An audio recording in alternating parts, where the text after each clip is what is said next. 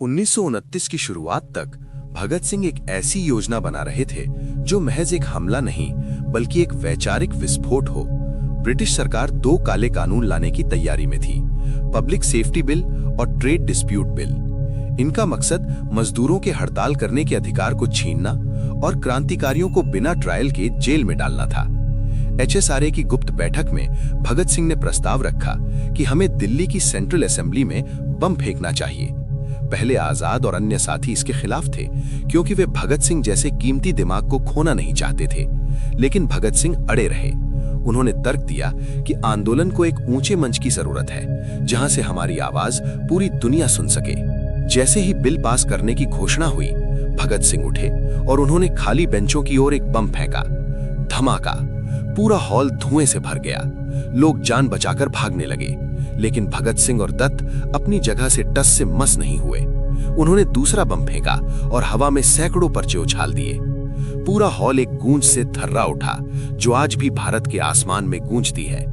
इंकलाब जिंदाबाद, साम्राज्यवाद का नाश हो। वे भाग सकते थे।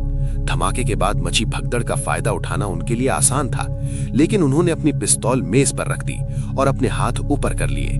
वे चिल्ला रहे थे ताकि पुलिस उन्हें गिरफ्तार करे।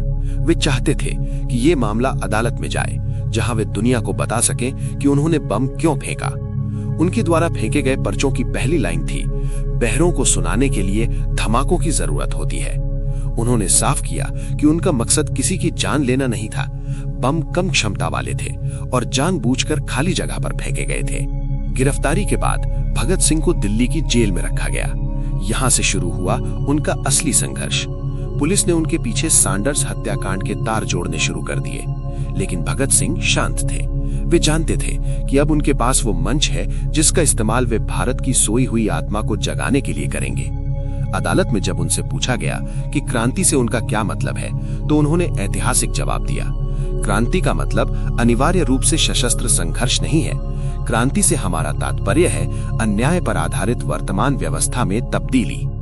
ये घटना भगत सिंह के जीवन का टर्निंग पॉइंट थी। अब वे केवल पंजाब के एक वांटेड क्रांतिकारी नहीं थे, बल्कि पूरे भारत के युवाओं के पोस्टर बॉय बन चुके थे। सड़कों पर बच्चे बच्चे की जुबान पर इंकलाब जिंदाबाद का नारा था, लेकिन जेल की दीवारों के पीछे अंग्रेज सरकार एक ऐसी साजिश रच रही थी जो इन नौजवानों को हमेशा के लिए खामोश कर देना चाहती थी।